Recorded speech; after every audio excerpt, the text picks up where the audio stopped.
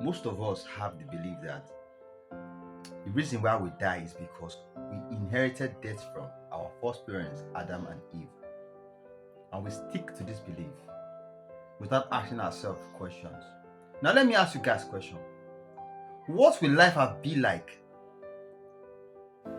if your 20th generation were still alive since the day of creation, that nobody died? We're still around. How would life have been like? Where would you put your feet?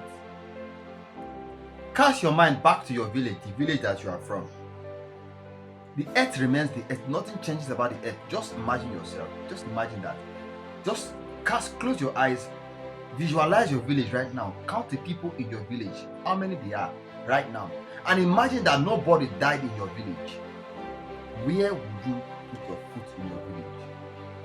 The world is a global village. So death that we are blaming, we are tying to Adam and Eve, was an essential for the recycling of the entire world. The plant, animal, and man are tied together. The death of man creates about liberation for plants, and the survival of plants creates liberation for man. So directly, our death replenish the earth and create vacancies for unborn generation to have a spot to enjoy the resources deposited on earth. If for any reason that we never died from creation onwards to today, how would this world be like? Just imagine you being oppressed by a single family and you don't have the possibility of dying. What then become your fate? When you know that if your oppressor will never die and you never die, it's just like an everlasting torment. There's nothing as hellfire and that kind of life, living forever, not dying. It's just like hell. Because your problem will remain your problem for life. If you have a child who is bipolar, he lives as a bipolar for life. If you have any sickness that comes to the child, he lives with that sickness for life. Nothing helps. Nothing helps.